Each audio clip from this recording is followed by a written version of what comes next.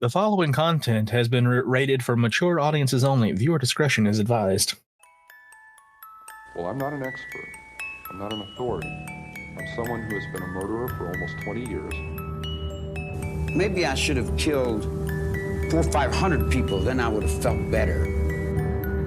People say Ted Bundy didn't show any emotion. There must be something in there. I showed emotion. You know what people said? See, you really can get violent and angry. Welcome to the Squonk The Hag, a podcast about murder, mystery, the supernatural, and even a conspiracy or two. Dun, dun, dun. My name is Mo. And I'm Kraken. Welcome on in, everybody, to another episode of the Squonk The Hag. I don't know what that intro was, but we're rolling with it. I don't know either. This is fine. Smile and nod, boys. Smile and wave. One of those days. Oh, it's definitely one of those days. It's been a good day because, this week we are recording on a Thursday again because I went to a baseball game, and I actually spent most of my day today thinking it was Wednesday, and then I found out it was Thursday, and now I'm really excited because that means tomorrow's Friday. Yes. That's usually how days work, if I'm not mistaken. You have some very interesting ideas on how the world works. Yeah, but one thing is for certain, the days of the week work in a specific order. That much I know. You sure? I mean, I have a feeling you don't have a choice in that, because, if you just don't show up to work in the middle of the week and say it's Saturday, I have a feeling they're not going to believe you. Yeah, that sucks, but it's true. Anyway... We're starting out real great this week, Krakow. Don't we always start out great? It's like we didn't even get on the road to get sidetracked. We just never made it. Are we ever on the road? We're just on some obscure path and we're not sure which way is the right way. Sad but true. We're on some unmaintained service road. That hasn't been used since the 1900s. The early 1900s or the late 1900s? Yes. Fair. All right. So, I'm gonna try here. This week is a motel. It's not gonna just be us talking about random stuff, although it's mostly gonna be us talking about random stuff. Two-door houses and potatoes being grown by New York. And our consequences have actions. But yes, so this week we are going to be going to sunny California. Yay! Is this going to be like a wonderful story about a summer vacation or something?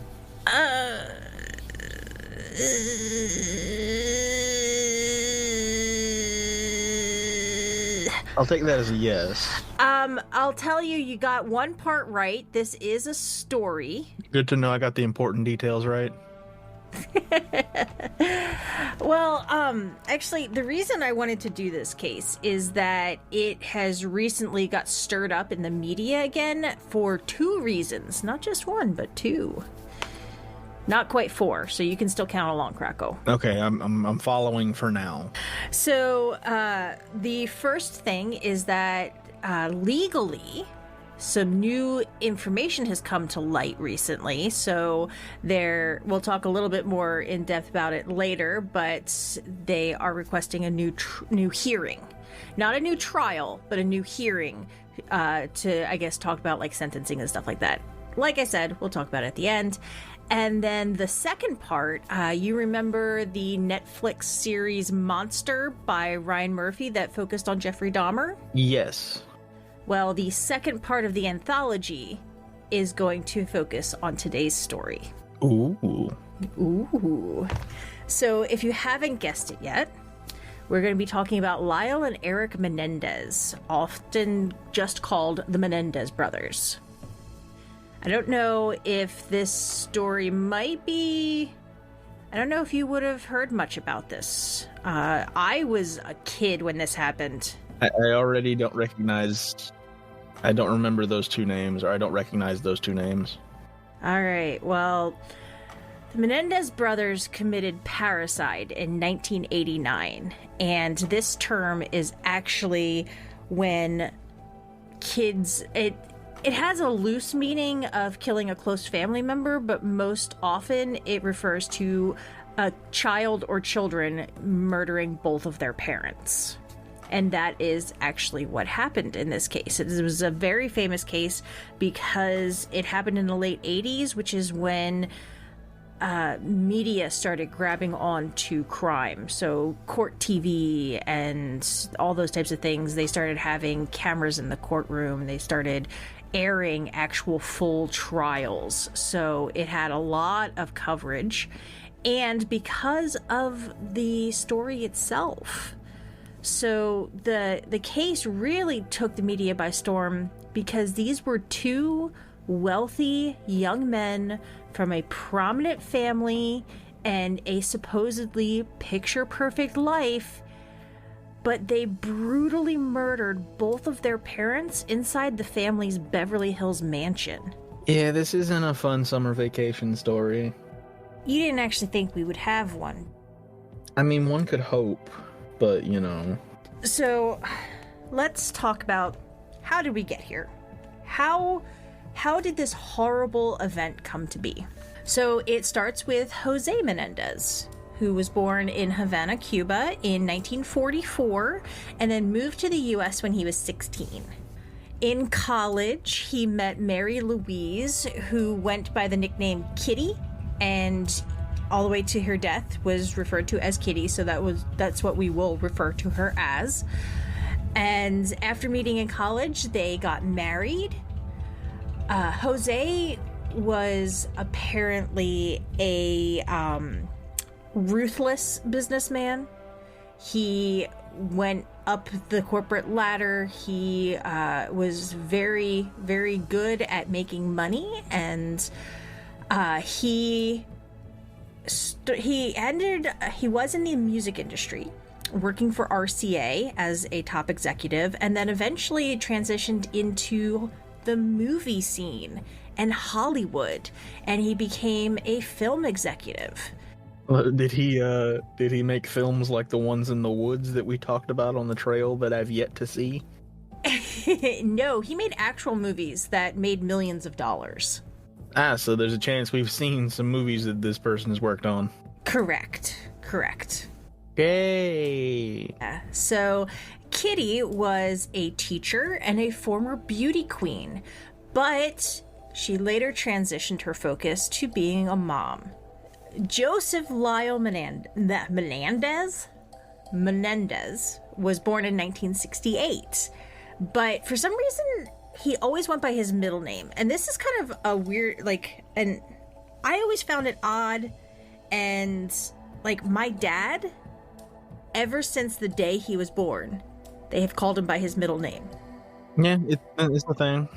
And I don't, yeah, I know it's a thing, and I'm just like, I have no problem with it. It's just, if you wanted to name him Lyle, why didn't you name him Lyle? Backup name. Why did you name him Joseph? It's just the backup name. Backup name. Oh, I don't have a middle name. Let me introduce my alias, my backup name.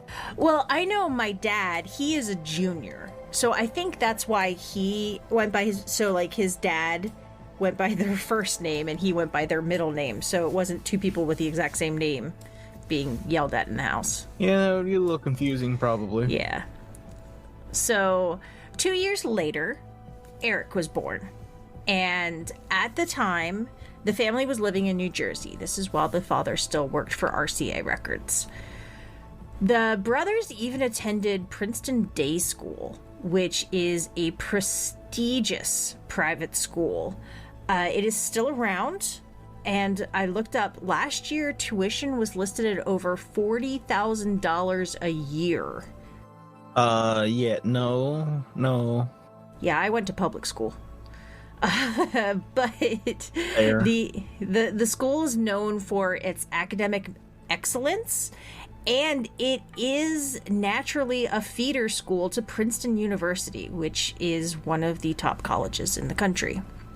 So in 1986, Jose's work transitioned into movies, and that meant the family moved across the country to California. Lyle went on to attend Princeton University, and back in California, Eric excelled at tennis. He even ranked 44th in the U.S. Junior Tennis and entered the 1989 Boys Junior National Tennis Championship.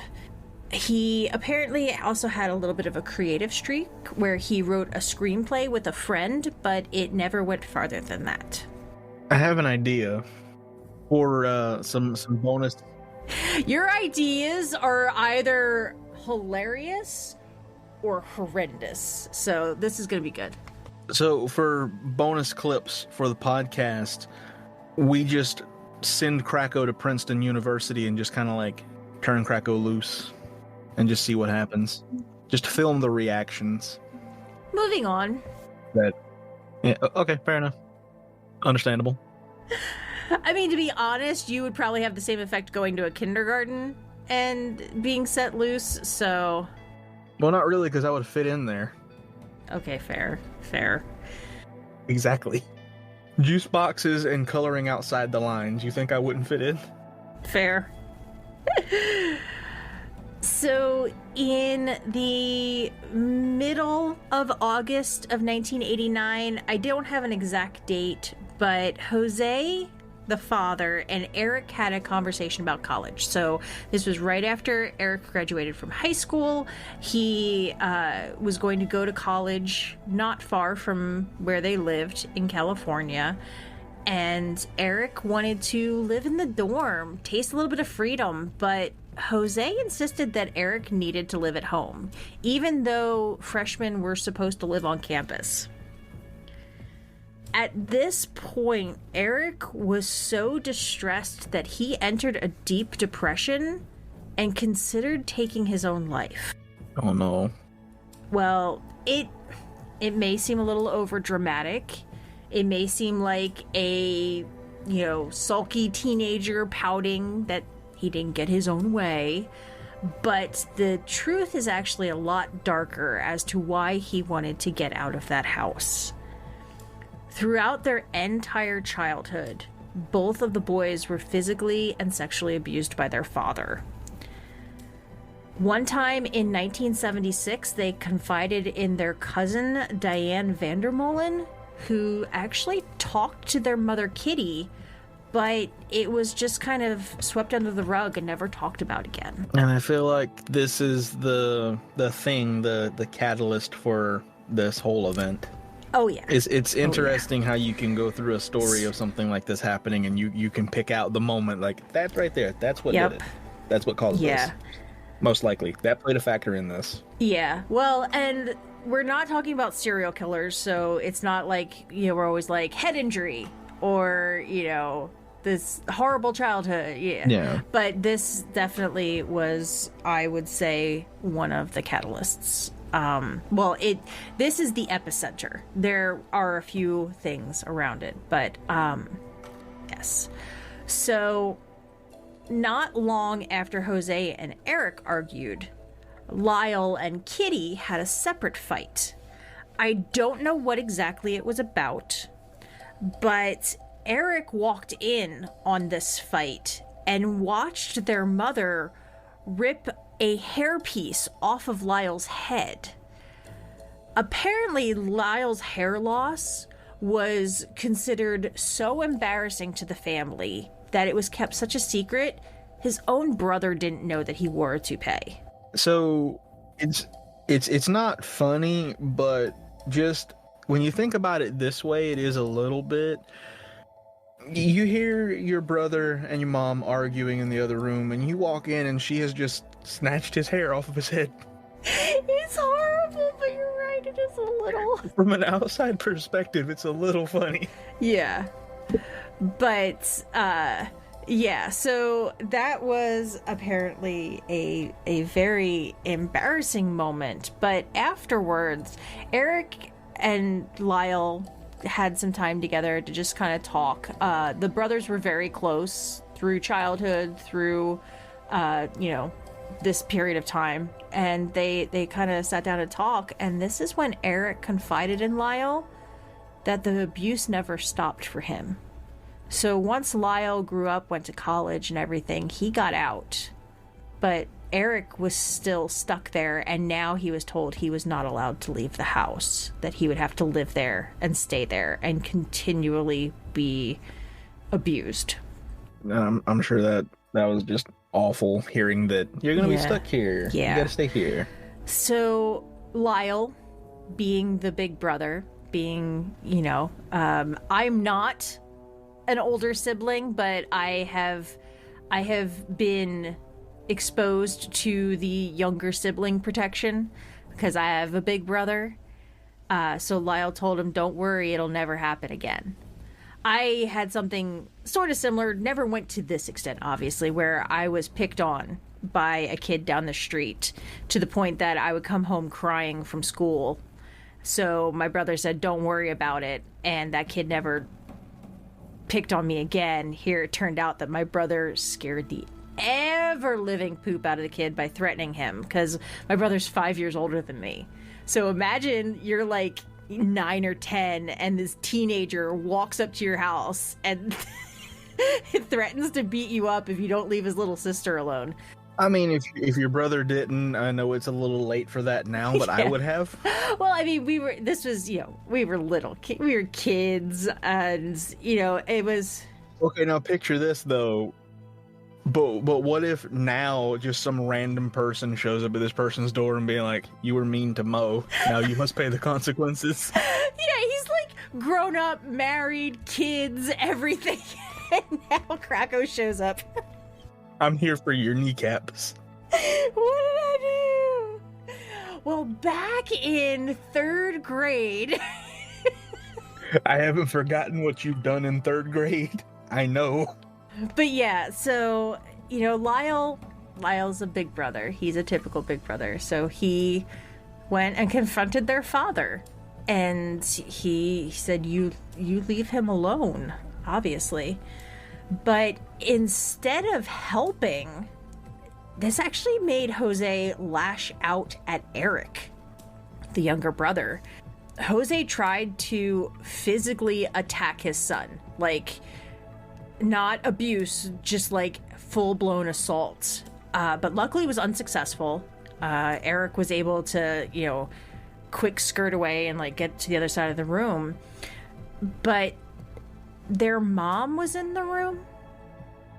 And this is the day that Eric discovered she had always known about the abuse and just did nothing to stop it.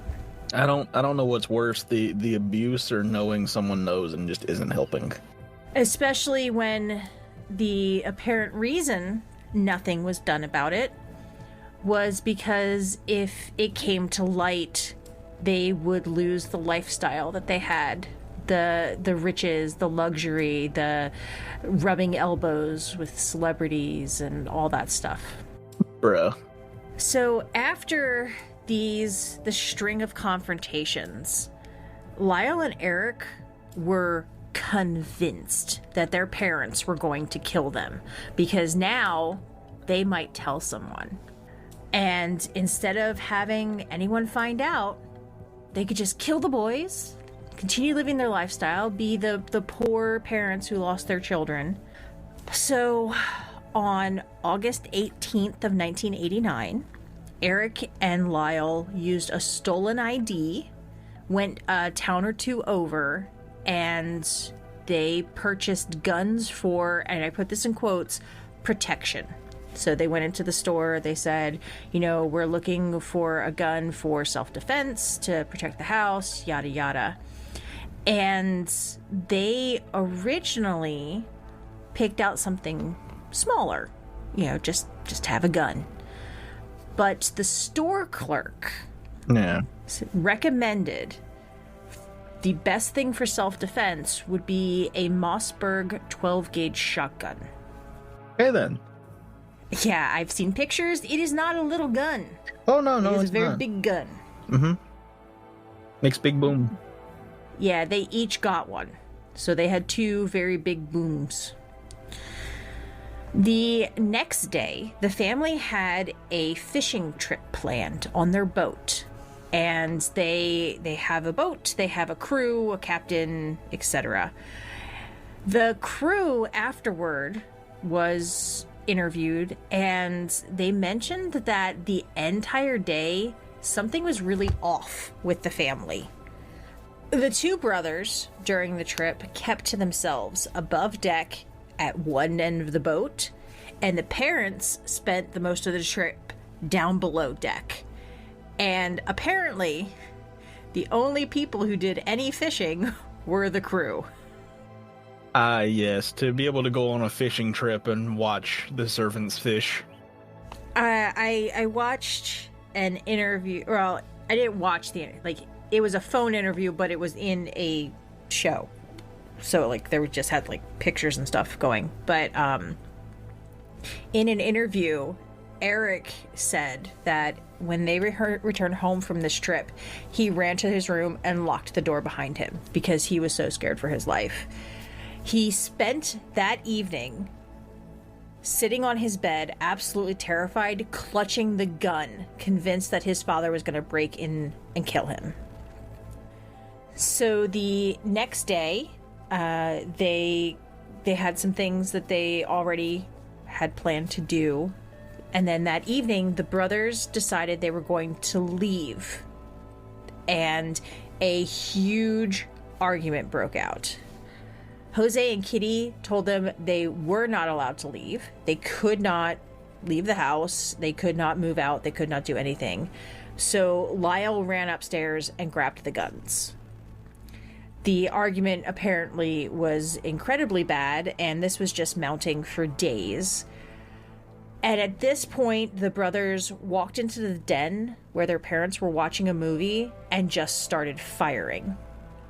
Over and over and over, to the point that apparently they shot off all the ammunition that they had on them and went out to the car to get more ammo and reload, and came back and continued to shoot them. It's a little much, don't you think? A little bit of overkill, just a tiny bit. Just a little bit. One was well more than enough, I'm sure, but I mean, this whole thing was just kind of like, you could have just left, not said anything. Like, yeah, they could have just physically walked out of the house and driven away. Yeah, just like grab the essentials, just leave. Well, not even that, like, just leave. Just leave. Walk out the door. Just walk out the door. They're watching a movie. They're not paying attention. Just leave. Exactly. So, descriptions of the crime scene stated that Kitty was so badly disfigured that she was unrecognizable.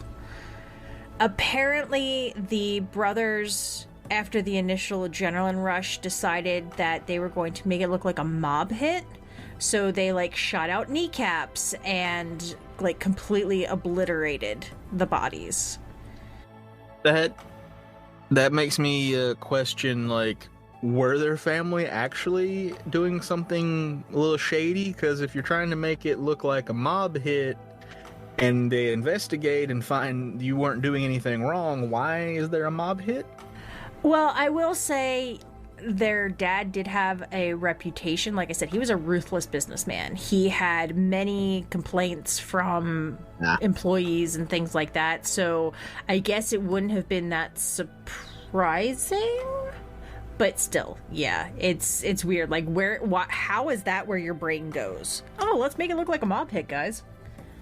Someone has watched too many true crime shows. Oh, wait, are you talking about them? Oh, yeah, Yes. I heard the I was just like, okay, there's a lot of silence. I know you think it's me, or you think I'm talking about you, but I'm just not going to correct you. We'll just see what happens. Do you want to make a podcast? Well, Spotify has a platform that lets you make one super easily, and they'll distribute it everywhere for you. And you can even earn money. It's all in one place, and the best part is it's free. It's called Spotify for Podcasters. And it works like this.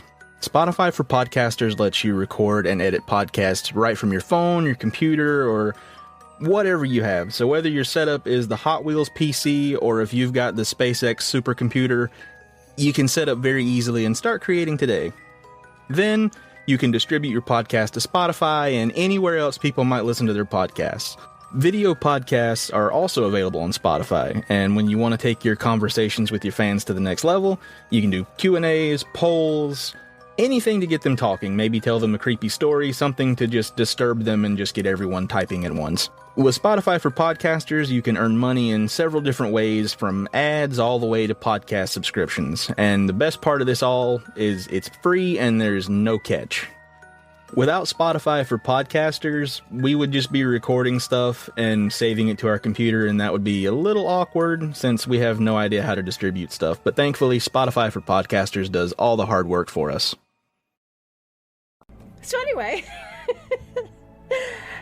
moving on. So after this brutal shooting, the brothers got in the car and drove around aimlessly, trying to create an alibi. They expected that someone had heard the attacks, but no one came, so they left, and they're like, they tried to go to the movie theater and get tickets to a show and things like that. When they did get home, they expected police, emergency services, the caution crime tape, everything. But instead, it was just an eerily quiet house with 2 dead bodies in the den. At this point, Lyle called 911. And this call is on YouTube and a variety of documentaries. It's even used in the trailer for the upcoming Ryan Murphy monster. But he is in absolute hysterics. The dispatcher kept asking, "What's the problem?" And sobbing, he replied, "Somebody killed my parents. Somebody killed my parents." And so obviously police came out and everything like that, and due to the demeanor of the brothers, apparently one of them collapsed on the front yard and was just sobbing. They weren't even suspected. They weren't tested for gunshot residue. Nobody looked to see if they had blood on them or anything. They just figured because they were so hysterical, they must have come home and found their parents dead. That's horrifying. Yeah. Well, there's always a but. After the murders, that's when their behavior became suspect. The 2 of them spent over $700,000 in, I believe, less than a month. And today, that's $1.7 million. I don't know if I should be concerned about the amount of money they spent or the fact that the inflation jumped that much. I don't know which is more concerning. They're both pretty concerning. But they flew all around the world. They even attended a New York Knicks basketball game, and they were photographed courtside in the background of the official trading card for Mark Jackson. I don't know who that is, but I can only imagine how rare that card is. Now that begs the question, is someone selling that and for how much on eBay?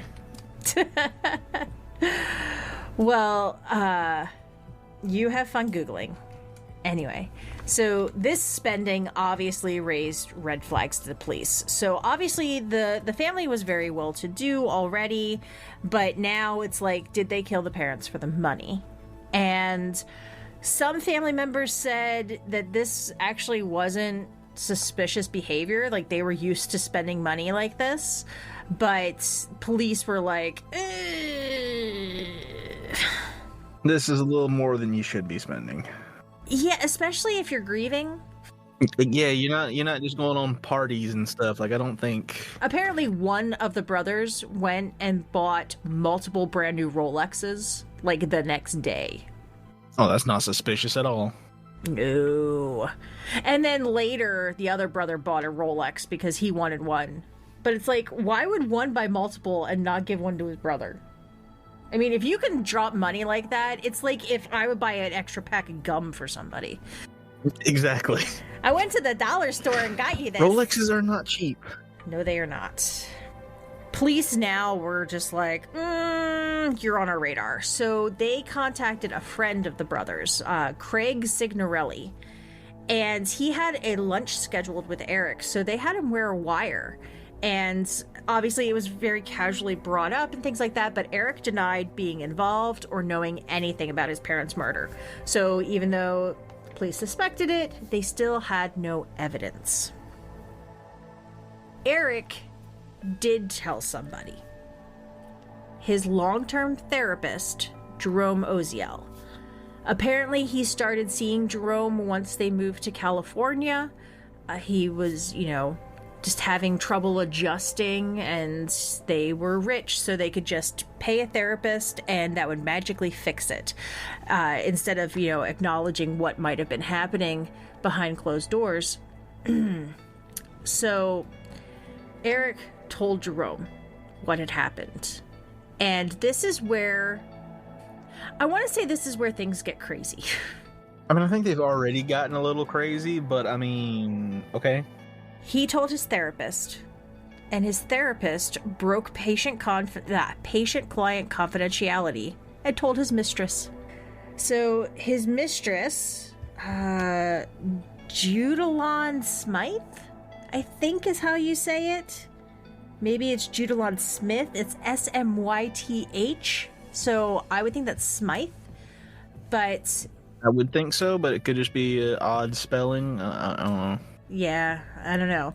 So, Oziel told Smythe about the confession. And while they stayed together, she kept her mouth shut, but they broke up. And as soon as they broke up, she went to the police. Fair enough. So, Does the therapist go to jail as well for breaking the confidentiality, or is that like not even a thing? It's just like a... I don't know how that works. I have no idea how that works. But I'm not sure if that's a legal thing or if that's just like a mutual agreement. I think if your doctor breaks that confidentiality, you can sue them. Like, I don't think it's a criminal charge, but you could take them to civil court. Fair enough. Yeah. So what baffles me, I guess freaks me out a little bit, is if he had never told his therapist, or his therapist had never told his mistress, there might not have been evidence. Yeah, it's just... They might still be out there. Yeah, because all they had was just... The behavior's a little suspicious, but it's nothing criminal. There's not evidence of them doing anything. We think they were involved, but we have nothing. Yeah. Well, this information was now out in the world, and Lyle was arrested on March 8th of 1990. At the time, Eric was out of the country on a trip to Israel. So one of the things that Eric did with his money, so he was the one who excelled in tennis. He hired a private tennis instructor. He was going to various tournaments and events and, playing tennis all around the world. So he was in Israel when all this happened. But as soon as he returned to America, he turned himself in. So the first trial was aired on Court TV in 1993. During this trial, family members corroborated the abuse. They talked very openly about it. The brothers talked very openly about it. And the trial ended in 2 deadlocked juries. They couldn't agree on guilt or innocence. They also couldn't agree on if it was murder or manslaughter. So, some of them were like, yeah, they did it, but was this just cold-blooded murder or was this manslaughter? So, after they had 2 deadlocked juries, they had a second trial. And this trial So in the first one, like I said, it was aired on TV. Everybody knew about this trial. Everybody was talking about this trial, and everybody was seeing the evidence, and then you know how they give their opinions and all that stuff, and they're always like, well, so-and-so said this, what do you think? And then, you know, people, even though you're part of the trial, you're not supposed to watch this stuff, people still find a way. They still figure out. They still hear things. Yeah. Yeah, because you're supposed to just go with what they give you. You're not supposed to go with any outside opinions.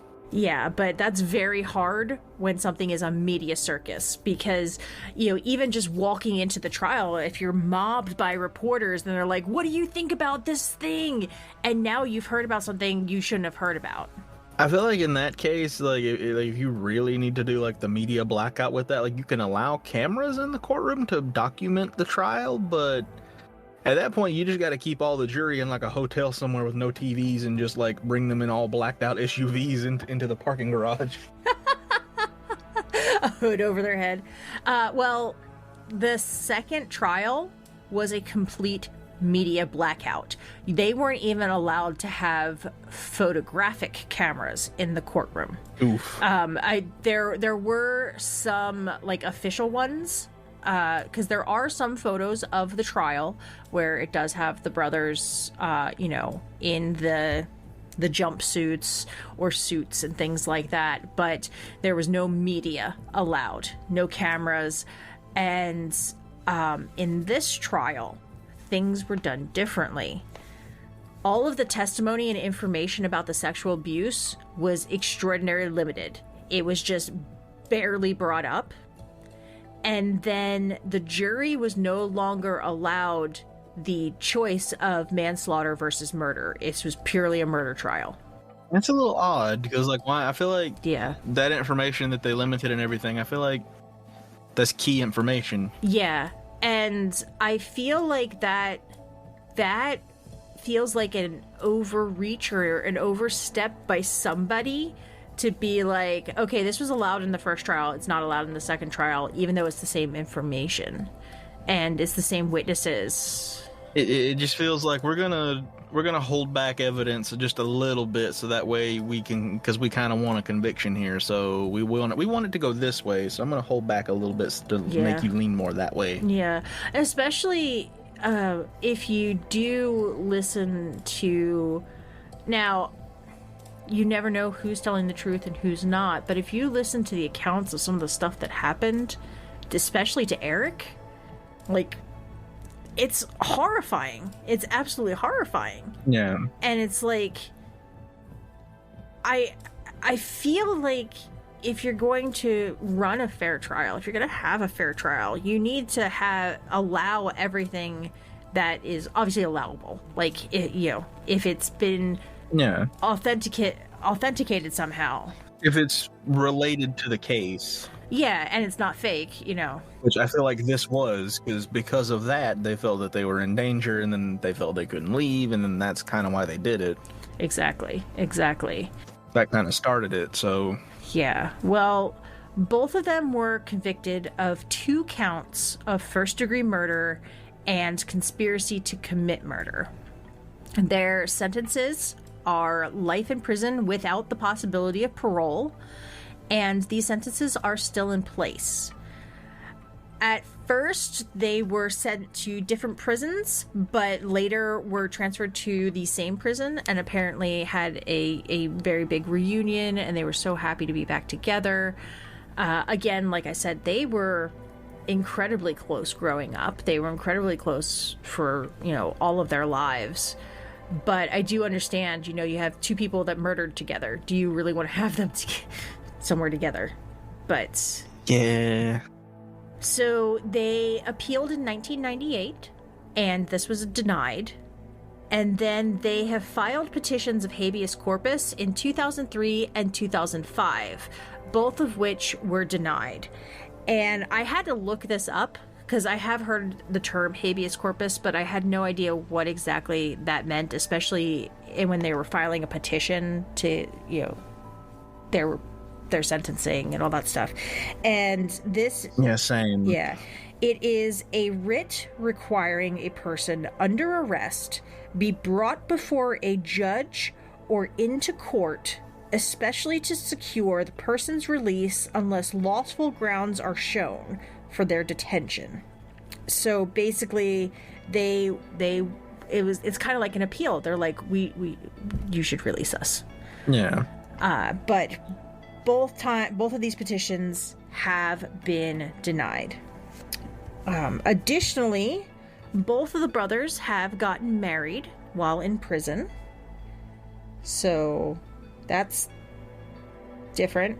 Like, I know you don't want these people being out in public. Like, I get that, but like, we did have a story before the Gary Plauché story, where it's like, you should look at, is this something that was like a isolated incident, or do they have possibility for doing it again, or like, but since they didn't present all the evidence in the last trial, they kind of limited a little bit. Because like, a little difficult. Like, they have admitted they killed their parents. Yes, they did that. It's horrible. But was this really first degree murder? Is this really the same as somebody who just cold-blooded goes out and kills someone? I mean, it's like, I don't... Yeah, because either way, it's not right, but... Yeah, it's like, do they deserve the same sentence as somebody who just killed to kill? It's one of those things that it's very hard, because like, part of me is like, they killed someone, they should be in jail. But part of me is also like, yeah, but they went through hell. Yeah, like, it doesn't make it right what they did, but they also were only after their parents. It's not like they started there and we're going to do something else. Yeah, it's not like they're going to just go around killing people and turn into serial killers. Yeah, no. So, earlier this year, actually in May of this year, some more information has come public, and this has led to the brothers requesting another hearing.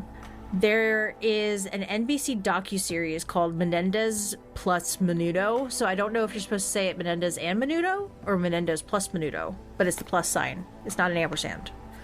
Anyway, that's the thing I'm going to get hung up on. But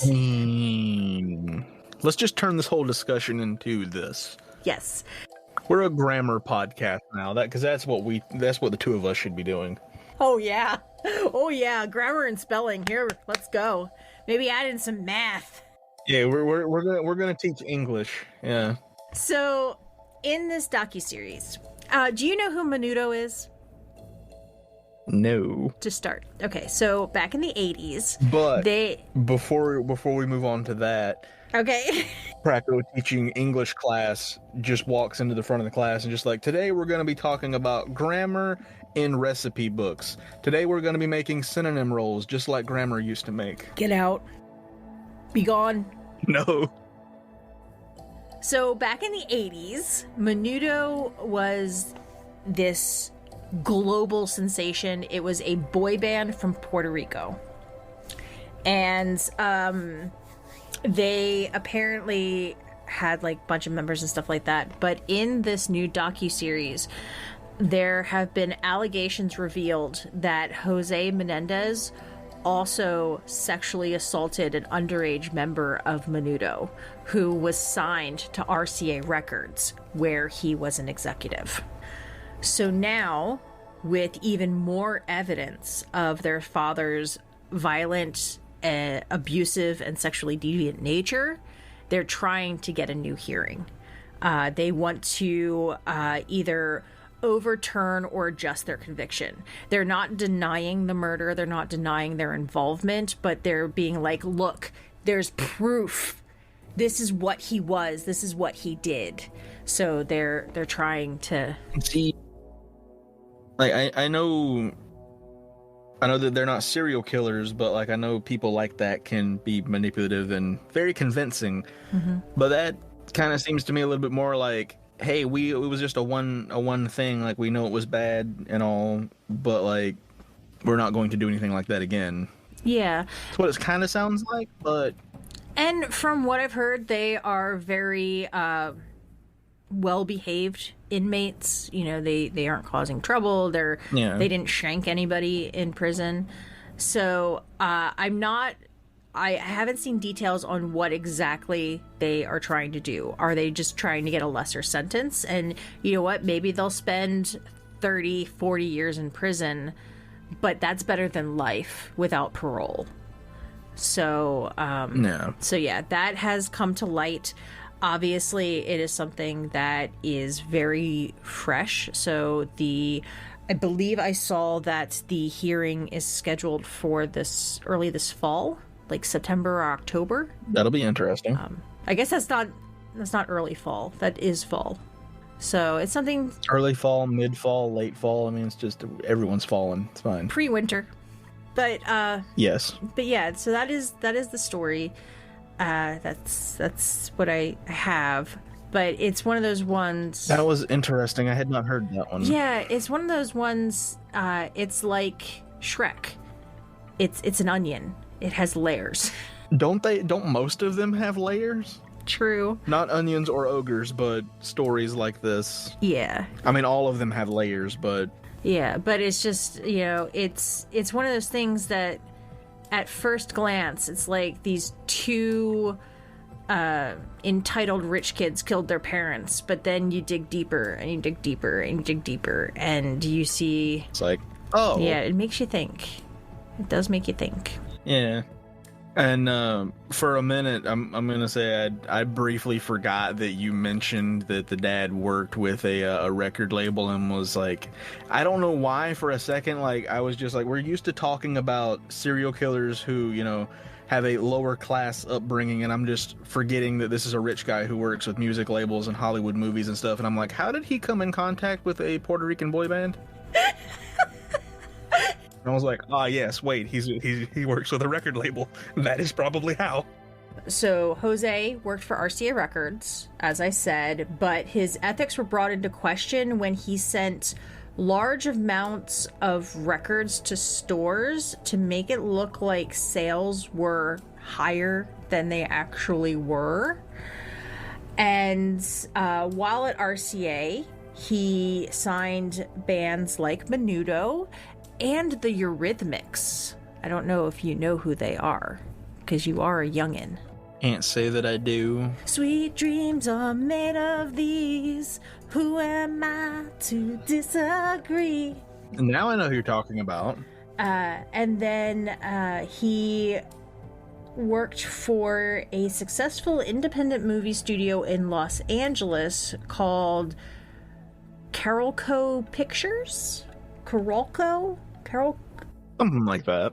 He was huge in the record industry, and I'm not completely sure if he was let go from RCA because, you know, his ethics were brought into question, or if he just chose to move into film. And I have another question that, again, this may be a thing I've forgotten, but just need clarification on.